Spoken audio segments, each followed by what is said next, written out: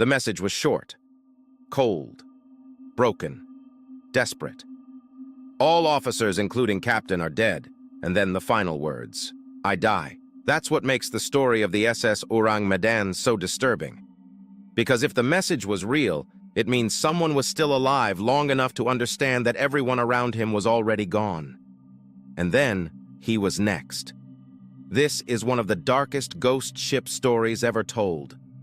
A ship adrift. A dead crew. Faces frozen in terror. No visible injuries. And before anyone could uncover the truth, the ship exploded and sank. But this story comes with a warning. Because depending on the source, the details change. The date changes. The location changes. Even the rescuing ship changes. Which means this may be more than a mystery. It may be a legend.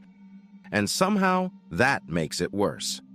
According to the most famous version of the story, ships in or near the Strait of Malacca picked up a frantic SOS from a Dutch vessel called the Ourang Medan. The message said the officers were dead, then possibly the entire crew. Then only two final words remained. I die. No one hearing that message could have known what they were about to find. When rescuers finally reached the ship, it was silent. No battle, no alarm, no movement. They boarded expecting survivors. Instead, they found bodies. The captain, the officers, the crew, all dead. Some versions say they were sprawled across the deck and bridge. Others say some were found at their posts. Even the ship's dog was said to be dead. And the detail almost every version repeats is the same. Their faces were fixed in expressions of fear. Eyes open, mouths wide, bodies rigid, as if whatever killed them gave them time to see it coming. That is the image people remember. Not blood, not wounds, not violence, just terror, written across the faces of an entire crew. And then, just when rescuers tried to tow the ship, smoke began rising from below deck. Then fire. Then the order to abandon the vessel. Moments later, the ship exploded and disappeared beneath the water, taking whatever answers it had with it. If that sounds almost too perfect as a mystery, that's because it might be. Researchers have never found solid official records proving that a ship named Ourang Medan actually existed in the way this story claims.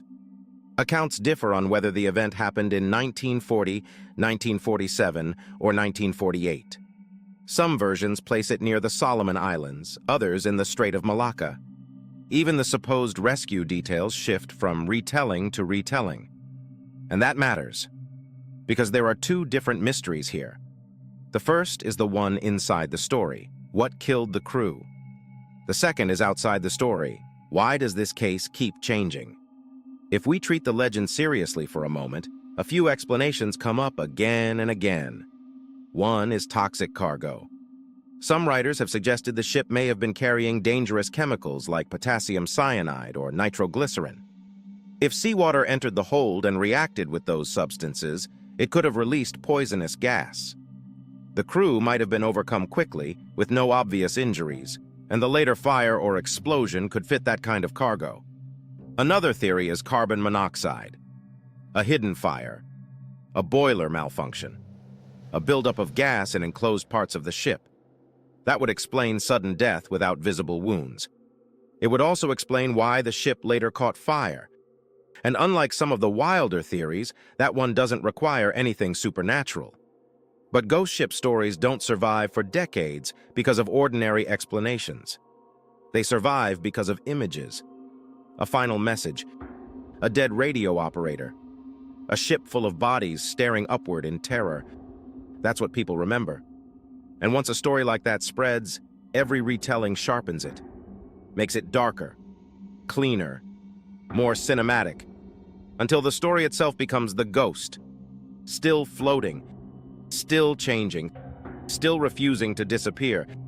That may be the real reason the Ourang Medan still matters, not because we know what happened, but because we don't. It sits in that space between maritime disaster and urban legend, between history and horror, between a real distress call and a story too perfect to be true. So what do you think? Was the Ourang Medan a real ship carrying something deadly? Or is this one of the greatest ghost ship legends ever told? Because either way, those final words are hard to forget. I die.